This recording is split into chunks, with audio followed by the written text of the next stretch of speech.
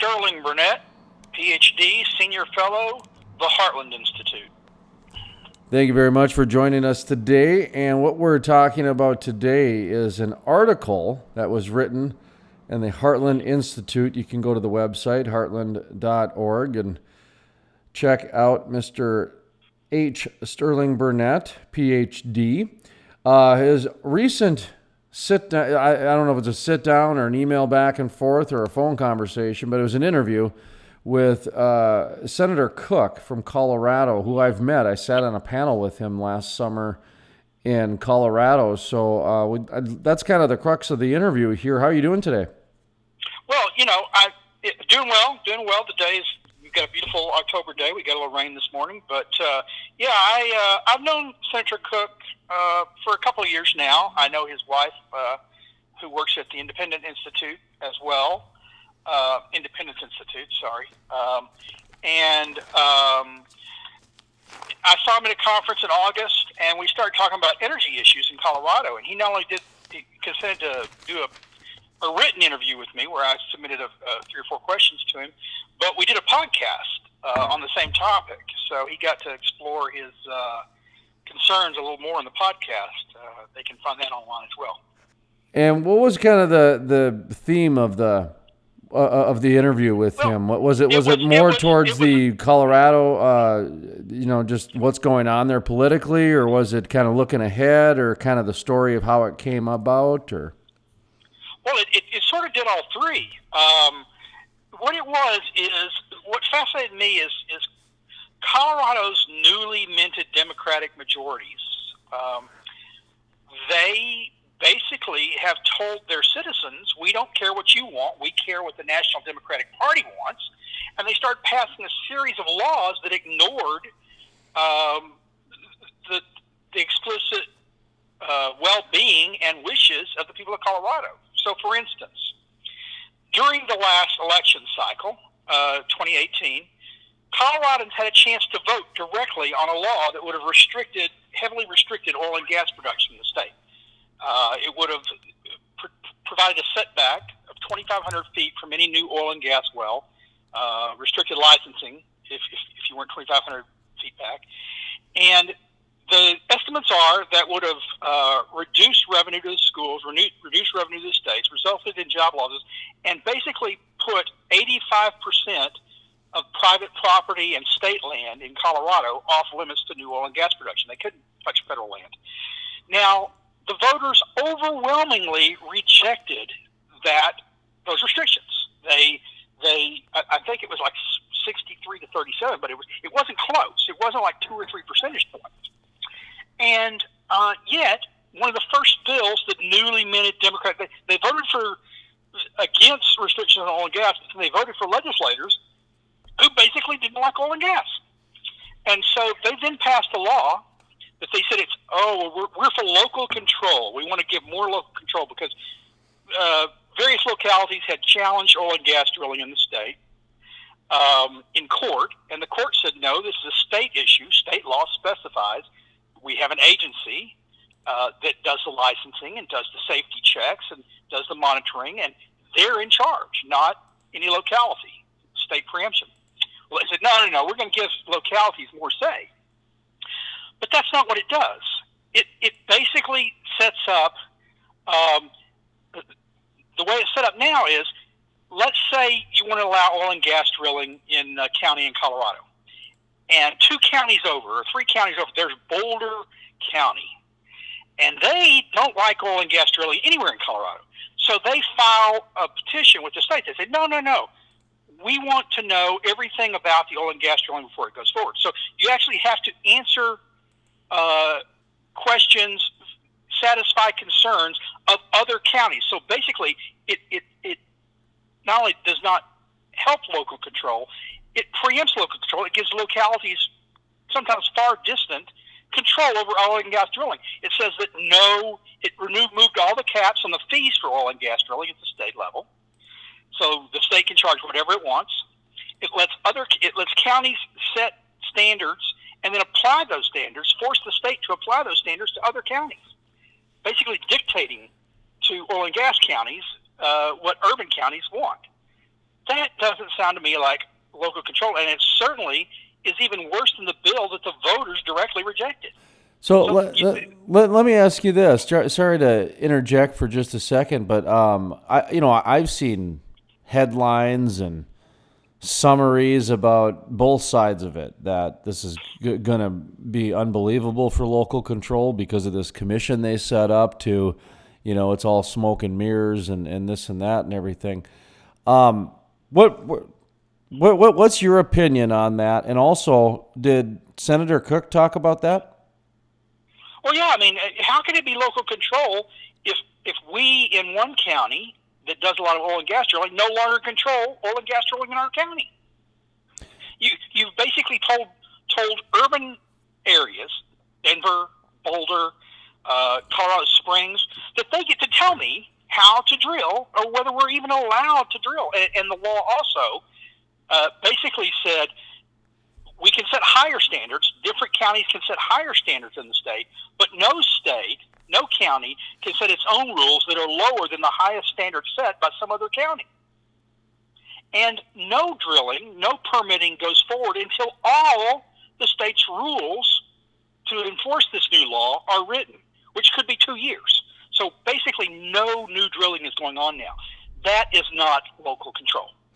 I saw actually today where yesterday the anti-fracking groups are trying to get passed by a judge that there's no drilling until this kerfuffle gets ironed out to a T, so that they can issue no new permits or anything like that. Well, by this law, they can't until all the new rules are written. Now, maybe I'm wrong. Maybe unlike any bureaucracy in the history of government anywhere, they acted rapidly and already have all the new rules written. But the truth is, under the law, until all the new rules are written to be enforced, no permitting can go forward anyway. I don't understand why they're suing, since I can apply for a permit right now, unless the rules, and I don't know that they are, I don't believe that they are, unless all the rules are written, you can't get a permit now because that's what the law says. No, I think they're issuing some permits right now because the way they're looking at it until the law is final, and it's all the way down to the T. We're just going to keep doing business as usual. Well, I don't honestly, I don't know how they can do that because the law is as final as it can be. And that's why I think the anti-fracking groups are stepping in and saying, whoa, hold the horses here. So nevertheless, it's not good for business at all. No, it's terrible. And so they're going to lose revenue. Did you and Senator Cooke talk about that, about the economic impact? Yeah, no, we're talking millions of dollars for schools.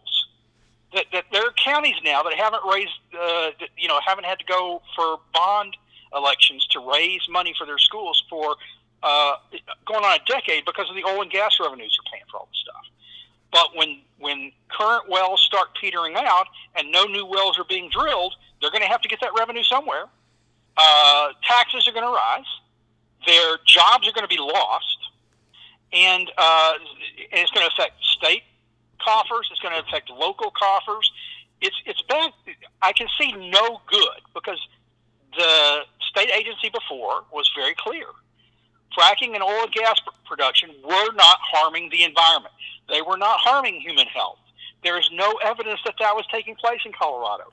So there was no need for these things. This is just radical environmentalists who basically control the major metropolitan areas in Colorado, saying, we don't want oil and gas production at all because we want to control how people live.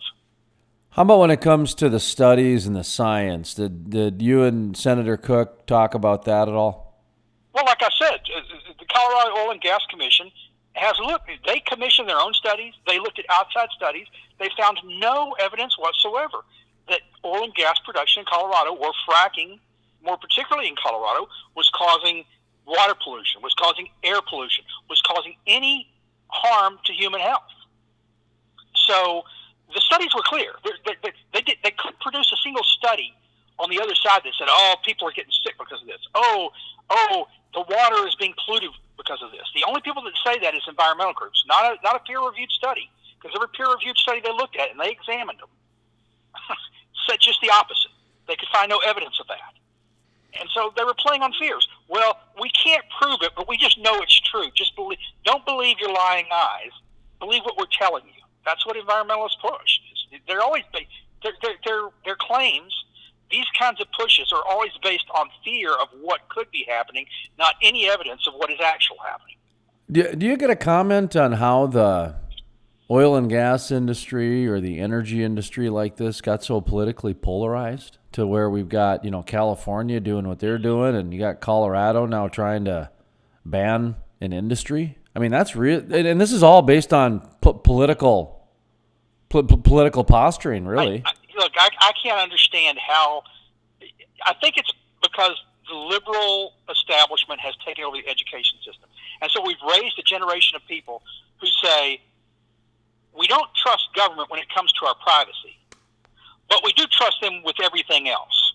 They know better for us how we should live our lives. I've never seen a generation of sheep like the generation of sheep we're turning out of high schools and colleges today, where they don't question. In the 60s, it was question authority. As soon as those people got into power, the people from the 60s got into power, it's, no need to question authority. Just believe us when we tell you.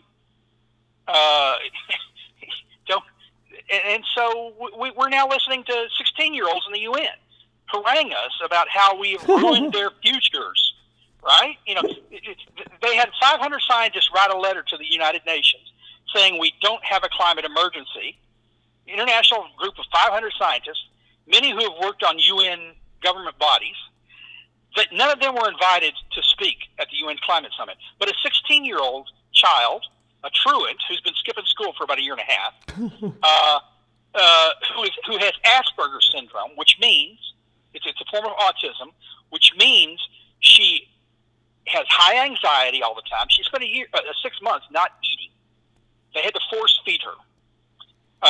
She has high anxiety, and she focuses on things like she's obsessive compulsive. So she got on global warming, and this has become her whole world. And she was invited to speak to the UN, not any of these scientists.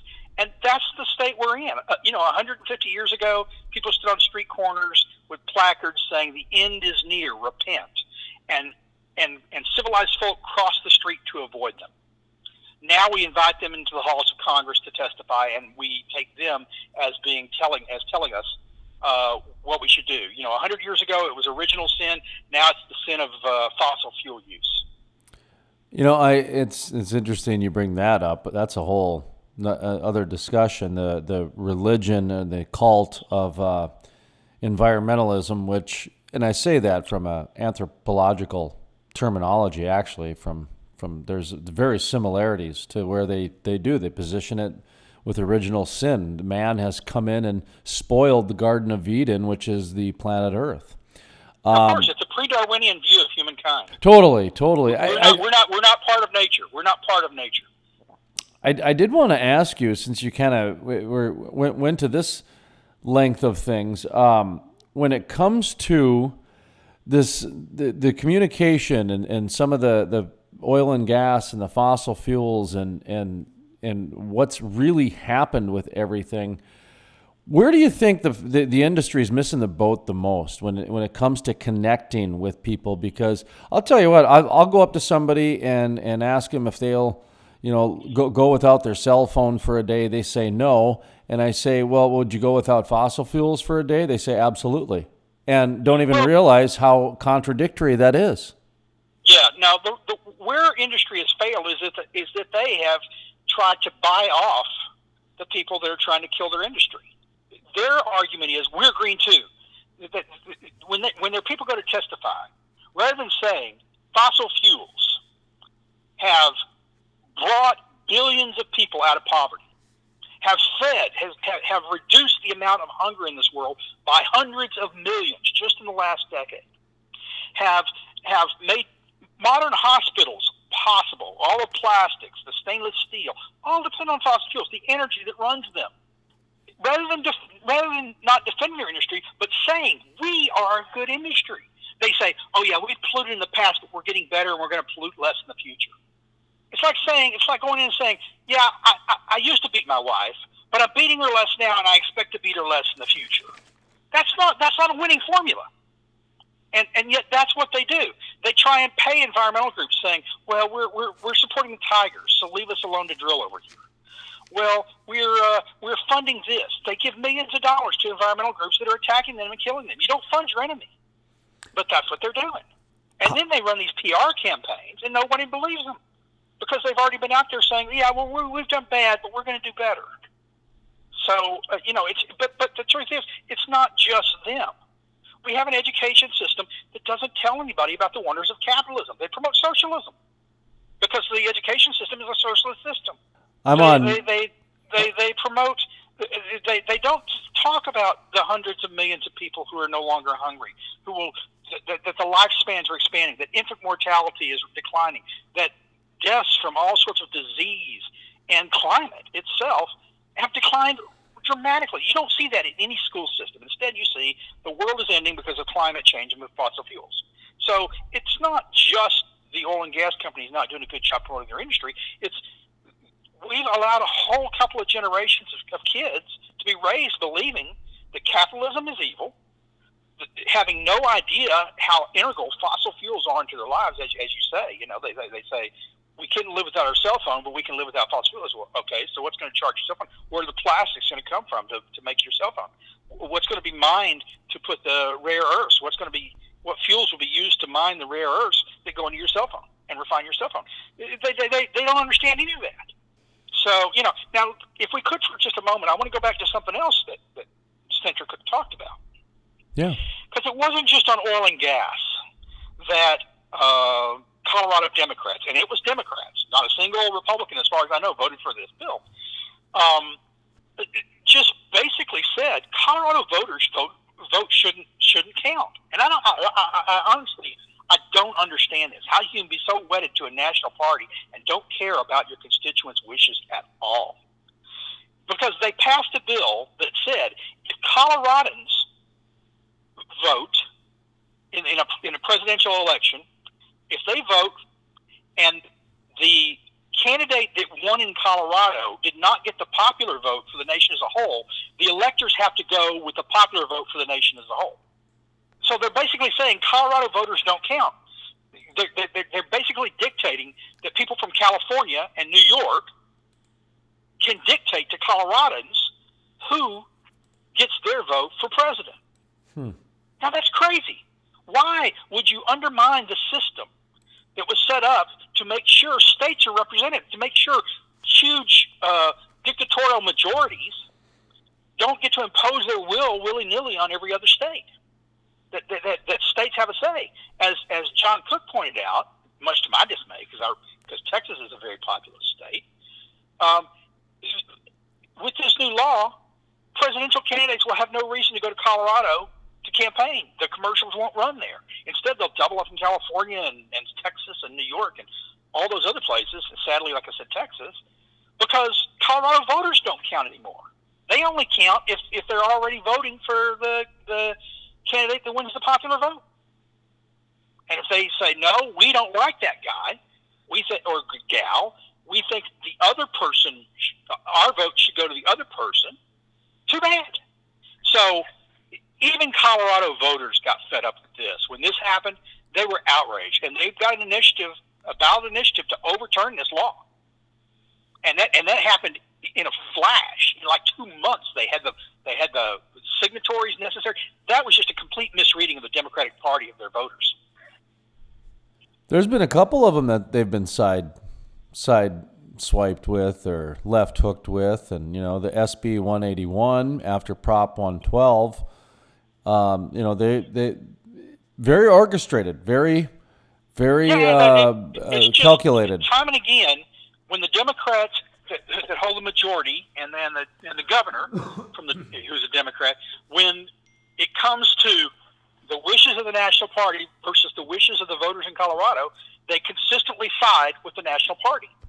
If Nancy Pelosi says it, if Chuck Schumer says it, so it must be here in Colorado. And voters, Coloradans be damned. That presidential bill, that is a disenfranchisement of Colorado voters. It says the votes of people in California count more than you. For us, as legislators in Colorado, we've decided we like what the people in California are doing, not what you who elected us are doing.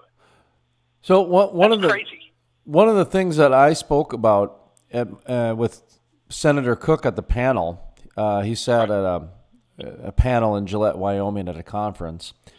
And one of the messages that I was trying to get across was that there's a paradigm shift that's happened. And I did some name dropping, John Gibson of One Oak and Harold Hamm and Continental and Lee Tillman of Marathon Oil and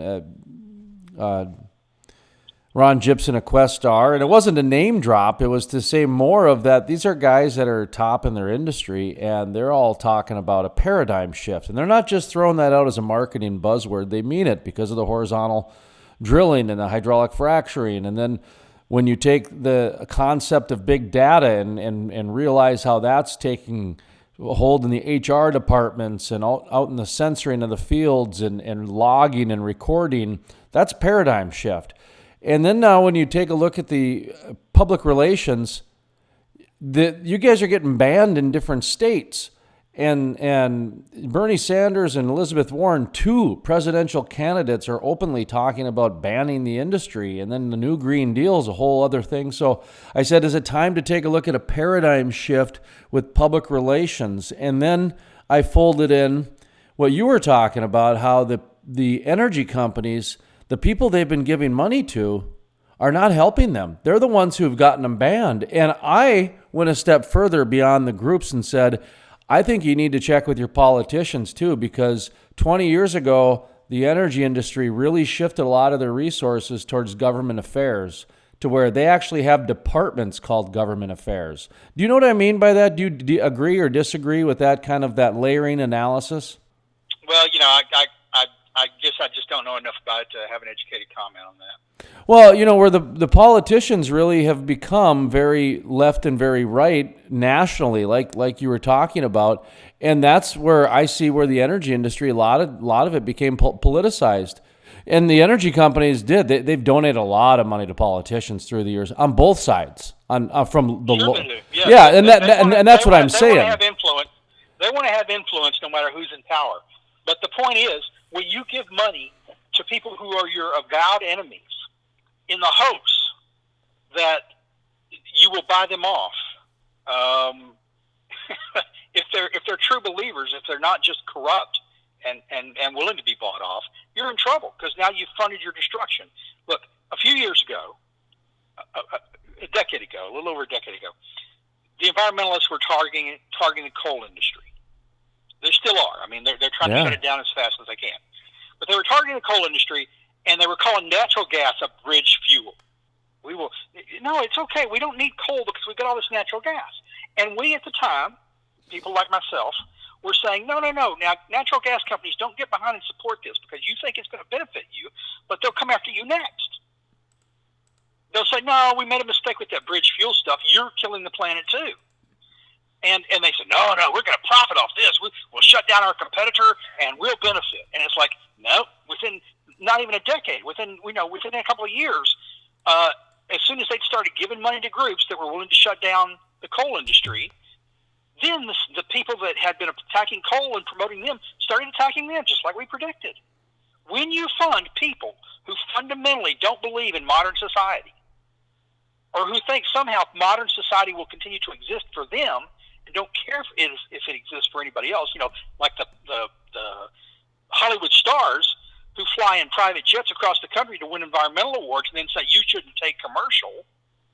We need trains for you, but for the hoi polloi, everyone else has to live a simpler lifestyle while we jet around the world or yacht around the world to receive awards for our environmental purity. When you're giving money to these folks, you are literally giving them the gun and the ammunition to shoot you with. There's no negotiation with a crocodile. No, I can see where that helps shape the politicalness too as well. Oh yeah, I mean if you're funding that and it's going around saying ban it, it ain't good. So if you're funding a Democrat who has been funded by environmental groups, and you say, oh, I want influence with him too, and you fund him, you're just helping him kill you. You think he'll be nice to you, but there's no evidence whatsoever they're going to be nice to you. And for me, I come from a state where both sides were basically sticking up for the energy industry for a long time. And now, like in Colorado, you're starting to see fractures. You're starting to see some of the blues starting to go away from supporting the industry and going more with the national vote as opposed to what is honestly in the best interest of the local people. That's what's blown my mind. And the way that they just lock, stock, and barrel just start going so national now. It's like, there's no point in having local people anymore if they're going to do that. It's so bizarre to me. Anyway, it's a different thing. And it happened so fast over the course of 5-10 years, that shift, it seemed like to me.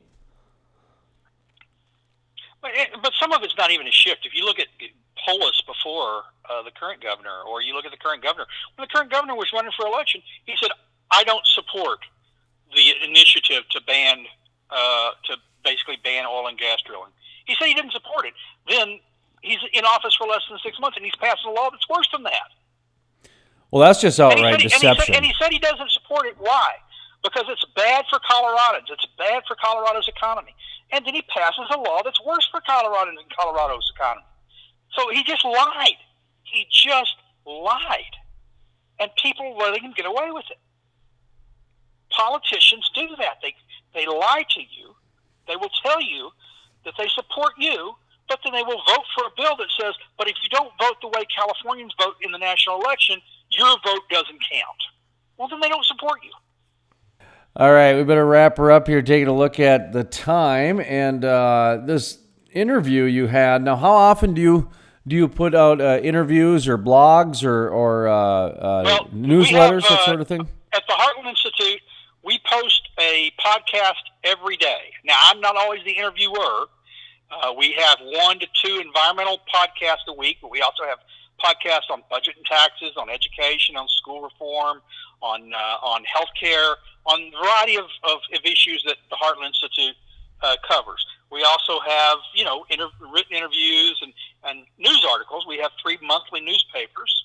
And so we're not hard to find. Look us up and subscribe to our daily podcast so you can keep up on the issues not only in Colorado but around the country. What's kind of the overview of the Heartland Institute for those people listening, maybe not familiar with some of the stances? I mean, listening to the interview, I think a lot of people have an idea, but we promote private sector solutions to public policy problems. We think that the government doesn't have the answer to all problems, and that government solutions often exacerbate problems or make things worse. And we try and explain what laws would be beneficial and look at laws currently on the books and say which laws are bad, why they should be rescinded, and which laws being proposed are bad and why they shouldn't be adopted.